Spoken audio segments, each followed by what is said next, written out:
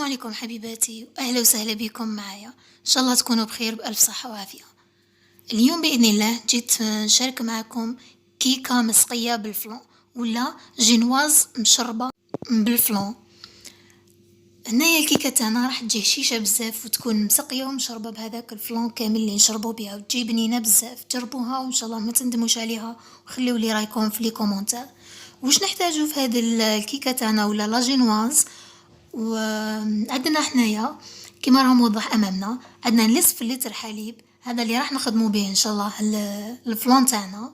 وعندنا الكيكه ولا لا جينواز، هي جينواز تكون خفيفه بزاف. عندنا 5 ملاعق زيت ولا 5 ملاعق كبار زيت و5 ملاعق كبار سكر، وعندنا بيضتين و5 ملاعق كبار فارينة، وعندنا 5 ملاعق كبار حليب، ومغرب ملعقة صغيرة مش صغيرة ومش كبيرة بزاف. إلا كان الكاكاو تاعك قاصح بزاف ديري ملعقة صغيرة راح تكفيك. هنايا وشوية تاع الملح وزوج فلون تاعنا، وعندنا كيس خميرة. نبداو بسم الله. واش راح نديرو؟ نكسر البيض تاعي في إناء، البيضتين معا، وندير عليهم هذاك السكر،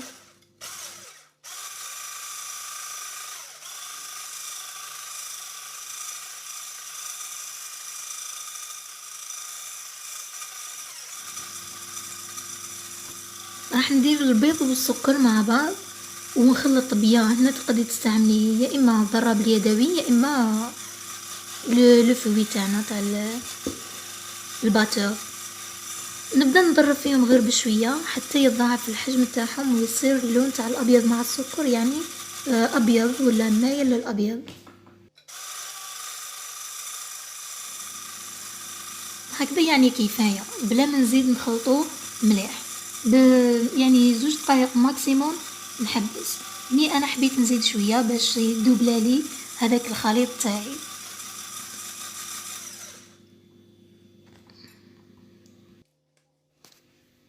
نروح نضيف المكونات اللي بقات لي اللي هي مغرف تاع كاكاو، ونديرو غير قرصه تاع ملح هكا شويه على راس المغرف، وعندنا ال5 مغارف تاعنا تاع الفارينه،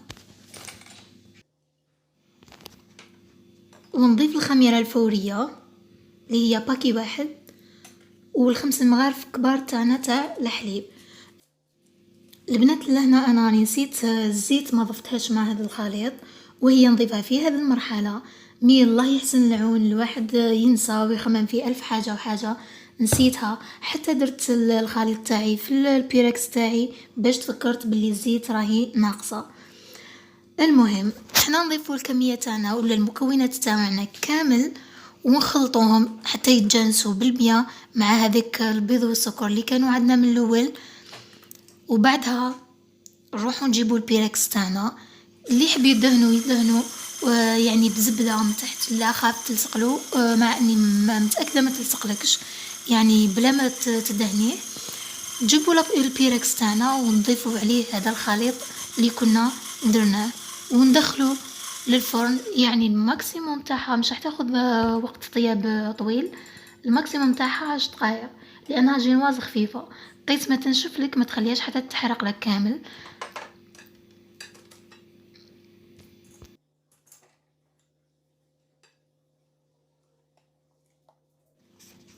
نوزع الخليط هنايا بطريقه متساويه باش كطيب لي ما تجينيش جهه طالعه على جهه، يعني يجي السطح تاعو كله مع بعض.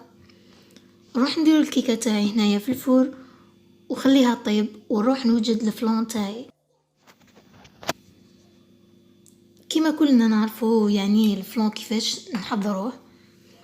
نخلي الحليب تاعي يسخن.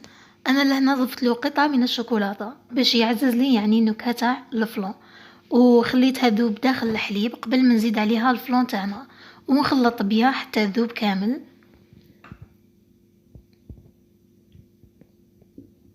بعد ما ذوب لي هذيك الحبه تاع الشوكولا مع الحليب، نروح نجيب الكيسين تاع الفلان تاعنا ونضيفهم على الحليب قبل ما يبدا يتغالى.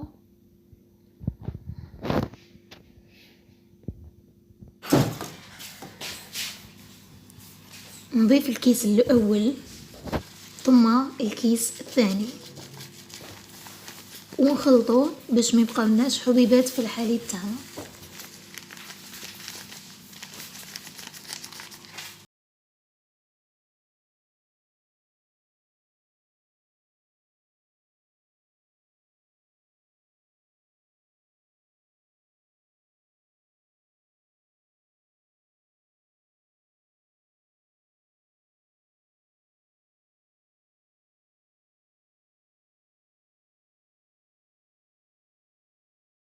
نستمر في الخلط حتى يتغالى معنا هذاك الفلون، ونروح وهو سخون نجيب الكيكة تاعنا تكون طابت لنا بعد 10 دقايق ماكسيموم، نجيبها هي سخونة والفلون تاعنا سخون.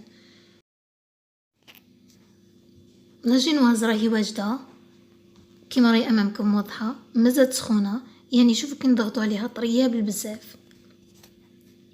نجيبو هذاك لو فلون اللي كنا مازالو سخون، اللي كنا غليناه مازالو سخون، ونسقي به كامل هذه الكيكة تاعنا ولا لاجينواز اللي عندنا.